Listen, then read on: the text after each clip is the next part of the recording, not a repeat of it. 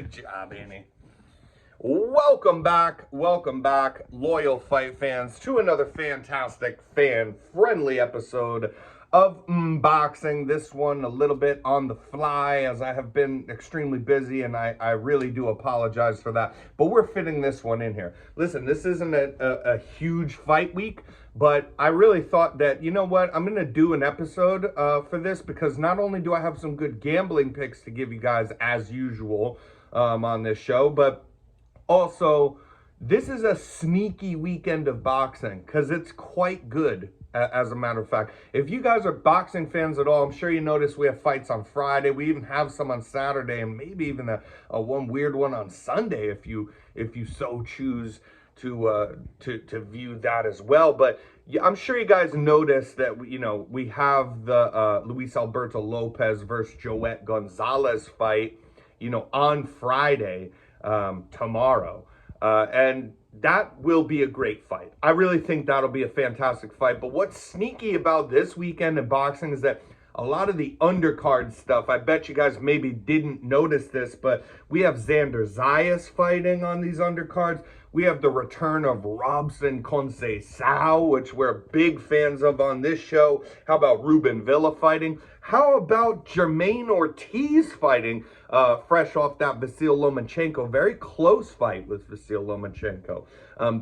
And then, of course, we have the Luis Alberto Lopez versus Joet Gonzalez fight. So what we're going to do today is I just want to put that disclaimer out there about how many good fights are on these undercards.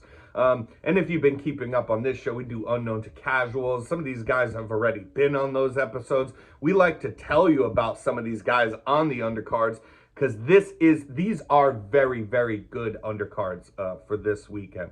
So, but what we're mostly going to do is talk about the Luis Alberto Lopez versus Joet Gonzalez fight for just a little bit here today.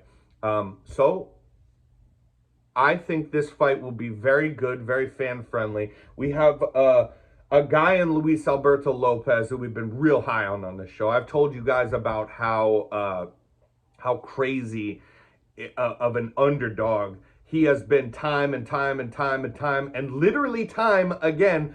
Five fights in a row in which he did not lose a single one of them, and they continuously made him an underdog time and again. His last one, still a slight underdog versus Michael Conlan. So we have made a lot of money on Luis Alberto Lopez. I'm not going to take my pick off of him now. That's for damn sure. But this is the first time that he's a favorite. And what's good is that I'm quite confident he wins this fight. And the odds started off with him as a minus 900. So you need to parlay that. They have gone down to a minus 730. I just checked today, which is Thursday, before starting this. Get your bets in on Luis Alberto Lopez as a part of a parlay, because minus 730 for boxing odds and something that seems like a really good bet as a kind of preordained outcome of this fight eventuality. He should win this fight. But Joet Gonzalez, the reason that this fight is going to be good, I believe, is because Joet Gonzalez, no slouch. First off, he's never been put away. His only losses are to freaking like Shakur Stevenson, I believe it was, and then the horrible beating even that he took by Navarrete, Emmanuel Navarrete, and he lost to Isaac Dogboe in a fight that I thought maybe you could argue it was so close he could have maybe even won that one. Those are his only 3 losses, and he's never been stopped. And that absolute beating that he took by Emmanuel Navarrete, and his eye just absolutely out of control, swelled up and fucked up. He doesn't get put away. He's never been put away. So I don't even want to say you can't put him away easy. He's never been put away. Luis Alberto Lopez, he does hit hard enough. He's not like a notoriously, devastating puncher, but he knows how to throw his punches. He is very aggressive, and he does hit hard enough, with especially added on with the accumulation of shots, because he's very active, very high punch output from Lopez. So I don't think that even if he is, let's say, dominating, which I think that Joet Gonzalez actually has some rounds in here. I do think that Joet Gonzalez gets a few rounds in here. But what Joet Gonzalez does, I mean, even if he's dominating Joet Gonzalez, he's not going to get stopped, is what I was going to say. That's just, the guy is too tough for that. He has never been put away. But let's talk about what Joet Gonzalez does well is stick the jab straights, and then, you know, a little a jab and a hook on his way out off the angle to get off the ropes. He likes to move around, and he likes to work from range. So he has a high out punch too, and he puts his combinations together quite well, but he likes to work from that outside range. So this is the real reason why we're picking Luis Alberto Lopez.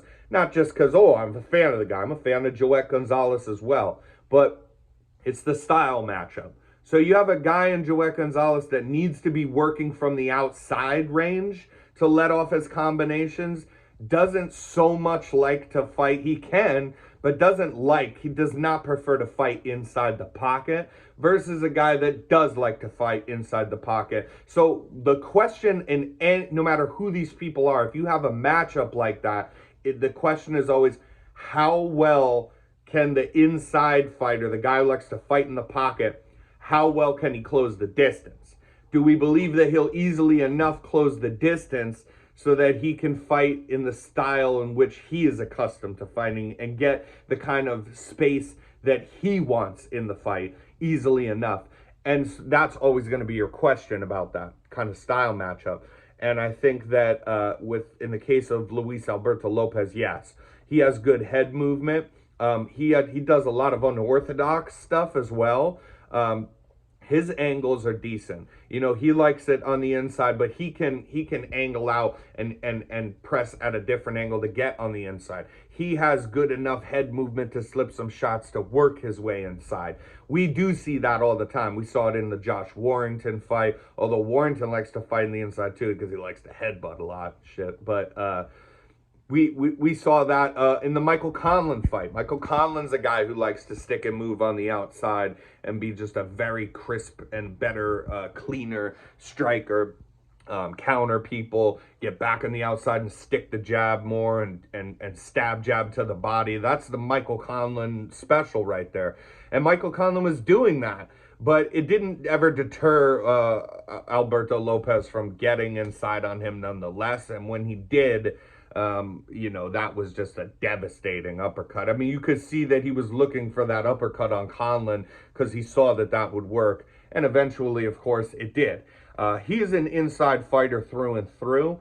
He likes it. He likes out that range. And Joet Gonzalez, I feel, will be a little more uncomfortable. So he's, as we stated, do not get me wrong, he is incredibly durable. And in this fight, I would bet anything that this fight goes the entirety.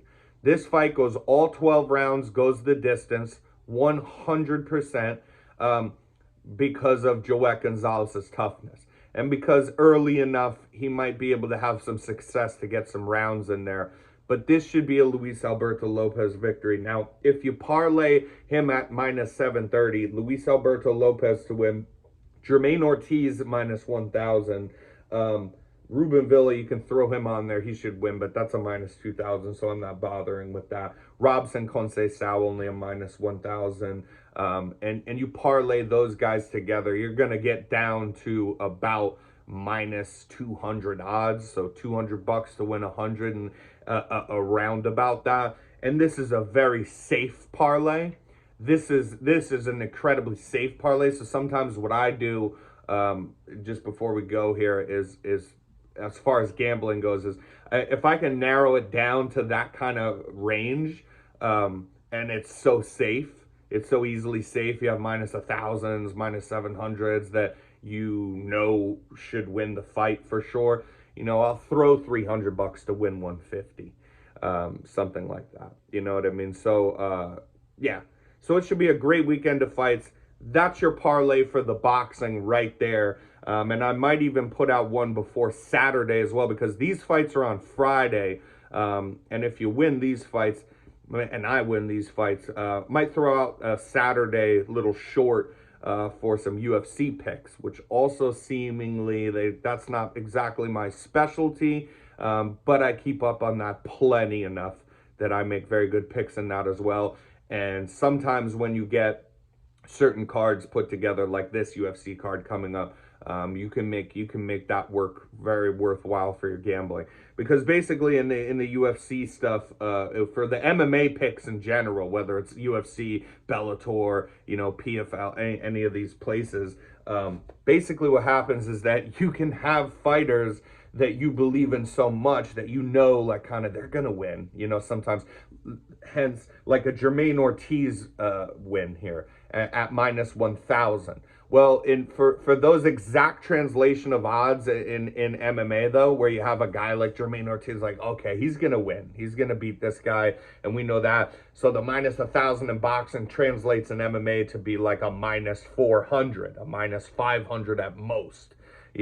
So the odds are a lot better. You can do really well in that sport, and I usually do. So I think I'm going to give you those picks at the end as well. But thank you so much for tuning in. I'm glad I was able to pump this one out for you guys. And I'm also, I have been busy. Like I said, I do apologize, but I'm working on a very good special right now. A very thought through special that I've been working on for weeks. And even before those weeks had started of taking down notes, writing it out, figuring out all the editing that I want to go into it and whatnot. I also had some knowledge beforehand, of course, just from being involved in this sport for so many years of boxing, that we're working on this really good special. It's about boxing corruption, but here's the deal. Everybody goes, well, boxing's corrupt and boxing's this, but few people actually know what the problem is and who is actually the people that are corrupting boxing. People blame the referees, so on and so forth, and they do make bad calls. The judging is out of control sometimes, but my kind of take on it will be overarching beyond that, to a point where I think that I can make it pretty clear about what the actual problem is that allows all these other smaller problems to go on in the sport of boxing. Anyways, we'll see you next time. Thanks for watching.